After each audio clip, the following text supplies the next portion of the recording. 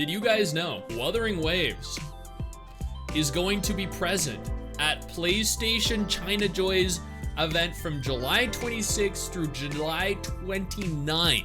Yes, Wuthering Waves at the PlayStation event later this month. Do you know what that means? Kudo is finally going to announce Wuthering Waves for PlayStation 5. It is about time. Earlier this year. Okay, yes, I hear you talking in the background, Katya. Hold on, let me mute you for a second. There we go. Now she won't talk anymore. Kudo confirmed that they were working on a PlayStation version earlier this year. Now, finally, after what, nearing on 2 months, we're getting a confirmed PlayStation release at some point, hopefully in 2024. This will open up the game to a significantly larger portion of players. Honestly, they should have released onto PS5 to begin with. Simultaneously, they didn't. That was a detriment to their success overall, but now with the revenue they've no doubt acquired over the last 2 months, they are ready. And we are happy to be able to welcome another action gacha game onto console. What do you guys think about that? Stuttering Waves now on PS5. Let's hope they fix the optimization before it hits PS5, right? My main hope here is that they do not do what Tower of Fantasy did. If you recall, when Tower of Fantasy confirmed that they were releasing onto PS5, what they did was they released a console-specific version of the game. There was no cross-platform functionality, no cross-platform transfers allowed, which meant that you had to start the game from scratch. Everything you did on mobile or on PC was lost. I genuinely hope that the PS5 version of Wuthering Waves is going to allow for cross-platform play and cross-account transfers, which means that you can use your mobile account, your PC account on PlayStation when it launches. That is what I'm hoping for. Additionally, since we're talking about Wuthering Waves, I saw this video from Stella May TV that was posted 1 day ago titled How Zenless Zone Zero Outperformed Wuthering Waves, Her First Impressions, and who is going to win the month of July. There's no question Zenless is going to win the month of July. It is launch month. Like, there is no question in my mind. Wuthering Waves made more money globally than Genshin Impact made globally in its release month. So, or, you know, in its technically second month of release. So evidently Zenless is going to come out on top. It is going to outperform Wuthering Waves. It's going to outperform Genshin as well. Will it outperform Honkai Star Rail though? Maybe? I don't know. I can't say, but I am curious to see what she says. I mean, if Zenless isn't capable of outperforming WoA and Genshin in its launch month, then this is a catastrophic failure, 100%. But at the same time, it made what, 20-something million in its first 5 or 6 days? So if in the following 20-something days it can't amass at least another $30 million, then Hoyo have an issue. Hey everyone, is Zenless Zone Zero a success? Yes, I can answer that immediately. Yes, Zenless Zone Zero is a success. Well, kind of in a way. Surprisingly, it outperformed Wuthering Waves in its first 5 days of release. Yes. 24 million to just 10 million from WoA. Yeah. I must say this is a bit of a shock because Zenless Zone Zero It's not at all a shock because Zenless is backed by Hoyo. has been such a controversial game, but despite that, it's still a Hoyo game. And also, this is the first month of the game's release, which in most of these popular games is always one of the best months. Yep.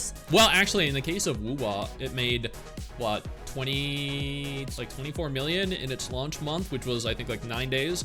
And then month 2, it made quite a bit more than that, right? So the reason but that was also due to Yinlin and Jinza, so it makes sense. Outperformed WoA is because they released a female character first as compared to WoA. And everyone knows that in gacha female characters usually do better overall. They do, yeah. Although ZZZ outperformed WoA, it actually didn't even come close to outperforming Genshin or Honkai on release, and this could be seen as somewhat of a disappointment overall. It is only to Zenless Zone Zero fans. For people that were of the impression Zenless would have the biggest launch of any gacha game due to the 50 million pre-registered players, I think. I think Wuthering Waves players were happy that Zenless was failing comparatively to both Honkai Star Rail and Genshin, I think Honkai Star Rail players, they're still at number 1, so they don't give a fuck about what any other game does. And I think Genshin players were happy that they continued to remain at number 2 or 3, wherever. I think number 2. No, number 3, because Wuwa had a higher global earning than Genshin last month or this month. So Genshin made 35 million and Honkai made a massive 55 million the first 5 days, while ZZZ only made 25 million. But just because ZZZ outperformed Wuwa according to the Apple Store and Google Play Store in the first 5 days doesn't mean it will outperform them the first month overall. No, it does definitely mean that Zenless will outperform Wuwa in its first month.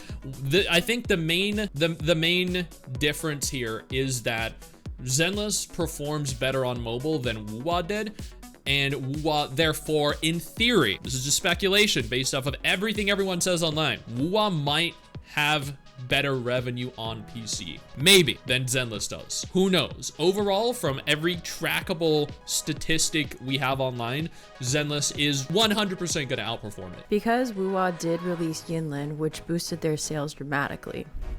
So we will have to wait and see the final numbers in next month's Sensor Tower revenue report. My impressions of ZZZ is that it's a pretty good game, and I've enjoyed it for many reasons, but I don't think it's better than any of the other 3 games previously mentioned, but it's comparable. My hope is that it will get better over time. I don't think it's comparable at all. I think 2 of them are open world, highly exploration based games. The other is a semi-open world turn-based game. This one is an action game that has a segregated world, so I think it's actually very different, but that's good because it's not really going to necessarily eat into the other games' player bases. This is going to appeal to a very specific demographic of player. And maybe have some unique People features that are still going to compare. its I know. My favorite thing about ZZZ is the combat, mainly boss fights. For instance, I found their weekly bosses to be the most fun out of all the games mentioned. I also really enjoyed Hollow Zero and Sayu Defense from— Oh no, she said she enjoyed the TV system. Oh no, people are gonna be so upset, chat. I've played on them so far. I'm only level 31, so I haven't gotten to the more challenging fights. Oh damn, I'm like 29. I'm almost up to where she's at. But I found from what I've played of these 2 modes, the early levels are a good introduction to the content, getting more difficult compared to story. Wait, she got Ellen Oh god, I'm so jealous. Damn, maybe I'll send. Maybe you think if I send her a DM, she'll trade accounts with me? Because I got Nekomata and she has Ellen Joe. Every game needs a TV system. Story mode, which should be obvious because story mode is easy in all of these gacha games. I think like wait, she said story mode is easy in all these gacha games. No, actually, getting through some of the story in Genshin Impact is like turn your brain off, open up a video on another screen, and hope to God, you know, there's no like option where you have to click select between one of the responses and you miss it because the story takes so long to get through that it actually becomes essentially the equivalent of fighting a raid boss, finding the motivation to push through all of the talking. Waves. The draw to this game will be the combat because it's what stands out the most. Because I think that while some of the aspects of the game are good, some aren't so great. I have mixed feelings on the character models. For instance, I did pull for Ellen and I'm currently working on trying to get her weapon. But out of all the 4 limited characters we know about, she seems like the best, and the other 3 don't pique my interest. Like after playing Zhu Yan, I enjoyed her gameplay, but it just didn't feel as good as Ellen's dodge mechanic. So I'm not sure if I'm going to pull for her or not, and sadly, the 1.1 characters drip marketed that are coming out, I don't find too appealing. Oh my god, she has so much cake back there, chat. My god. Why would you not want to play as her though? But that's just my opinion, and others may like their aesthetics and abilities when they come out. One of the actual most promising things about the game is the potential for the open world. Well, the instance world rather. While it's not big so far, I think it will be a decent size as the game progresses. Once I got to chapter 3, it sent me to a new zone which was a lot bigger than the starter zone. Nerfed cake on release? I hope not. And I believe that the developers will create a pretty lively world as time goes on based on what they already have given us. And this is— I don't know how people enjoyed this game. I only started enjoying the game after 30 hours in, when I was world level 30. Until then, the game sucks. You mean Zenless Zone Zero? Well, it's the same way that people spent quite an egregious amount of time in Genshin Impact and Wuthering Waves to get to the fun parts. Typically, in these RPGs that are, you know, or at the very least in newer RPGs that are gacha or monetized via gacha mechanics, the quite a large amount of the beginning is fairly intolerable. And, you know, you have to spend potentially dozens of hours arduously, mindlessly grinding through very mediocre content to get to the good parts. Zenless is evidently no different. Wuthering Waves is evidently no different. People forget that Genshin Impact was also no different. Personal preference, but what I love the most and what will probably keep me playing this game overall is the fact that there is no exploration. In Wuwa, Genshin, and even Honkai, exploring is something I struggle with and it takes me a while to get around to. So in ZZZ, it's nice that I don't have to always feel the pressure to explore so I can get premium currency. But I do hope you have some kind of way to get those rewards in ZZZ that you would get in other exploration games in some sort of way. Because exploration rewards really help many players get the pull currency they need. Yep. Overall, it'll be interesting to see months from now how Zenless Zone Zero holds up against the powerhouses that are Genshin, Honkai, and now Wuwa. Well, Wuwa isn't a powerhouse yet. It's been out for a month. Like, yeah, it had a pretty good, you know, like first month and a half revenue, but we can't call Wuwa a powerhouse until, you know, at least 6 months out. If in 6 months from now it's still averaging like at least upwards of 15 million per month, yeah, we could consider that a powerhouse. If in 6 months Zenless is making upwards of 15 million, yeah, it's a powerhouse. Because like Genshin and Honkai, you know, they can't be classified or classified in the same category as the other games. But games like Fate Grand Order, which is, you know, typically on average like 15, 20 million, Nikke, which is 15, 20 million, they're powerhouses. And if both these games can fall into that same category, then yeah, they'll be considered powerhouses. If they move beyond them and somehow, for whatever reason, manage like upwards of 30 million, then they will hit the Titan class that is Genshin and Star Rail. From what it looks like currently, am I free to play Genshin and Wuwa? Yes, 100% free to play. So I think ZZZ has some catching up to do. But making 25 million in the first 5 days is a great start, and I am so excited to see if these numbers grow over the course of the month. And of course the numbers will grow over the course of the month, 100%. If it will out-earn the big three in the gacha space for the month of July. Well, actually, the big three right now, I think, are Genshin or Honkai Star Rail at number 1, Genshin Impact at number 2, and like Love and Deep Space.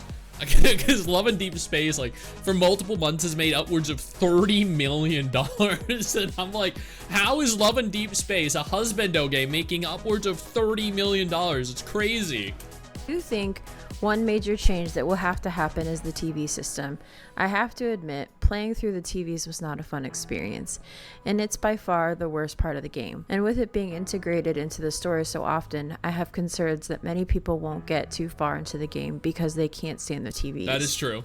At the very least, maybe the game should add a skip button for the TVs, just like they have one for the story. That's actually a very good idea. They should add a skip feature for the TV feature, for the TV mechanic. I think that way people that want to play it can play it, and people that don't want to play it can skip it. That's actually a very good idea. Because this system, as much as it's hated, really could be the overall downfall of the game. So what do you guys think? Do you believe Wuwa will do better than ZZZ in the long run? Or do you think ZZZ, being under Hoyo versus Umbrella, will be too much for Wuwa to overcome? I think we shouldn't compare Wuwa to Zenless. If anything, we should compare Wuwa to Genshin, because they are about as close as you can get in terms of gacha games. If we're gonna compare Zenless to games, it should be compared to like Honkai Impact and Punishing Grey Raven. But I guess since this is like the big gacha game release from each of the larger studios, Zenless and Wuthering Waves are probably both going to fall in the $10 to $20 million per month category. I don't foresee either game acquiring or attaining the gargantuan monolithic success that Genshin and Honkai Star Rail have achieved. I just don't foresee either of them. But at the same time, I would love to be proven wrong. I think both games definitely have the potential here to grow over time. And if Wuthering Waves can continue on the trajectory they've set with 1.1, then sure, they could see especially with the PS5 confirmation that we addressed just before watching this video, I think they could definitely see a significantly larger potential audience and therefore source of revenue, but we also don't know how much it makes on PC yet, so. I'm sure you all are excited to see, just like me, how everything unfolds in the coming months. I plan to play all 4 of these games and cover them on my channel. If you like the video, please like and subscribe. There's more to come. Yes, chat, go like and subscribe to her. If she only has 40 subscribers, so this is definitely important. This is a big video for her, very important video for her. If you liked the video, go drop a like and a subscribe. Leave a comment too, that is very helpful.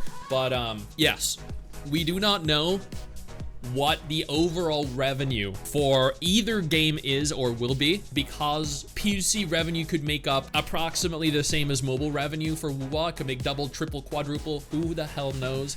But by that same logic, revenue for ZZZ could be double or triple or more on PC and on console. So yeah, Zenless might have made like 20 million in its first week, just, you know, approximately. But it could have also made 20 million on console its first week, 20 million on PC in its first week, 60 million total in its first week. And if it makes triple that over the course of the latter 3 weeks, it could end up making, you know, 150, 200 million month 1. The same could be said about WoW. You know, 20 million in month 2, 20 million on PC. Month 2 could make 40, 50 million. It could make double or triple that. It's impossible to say unless Kudo give us that information or release that information publicly.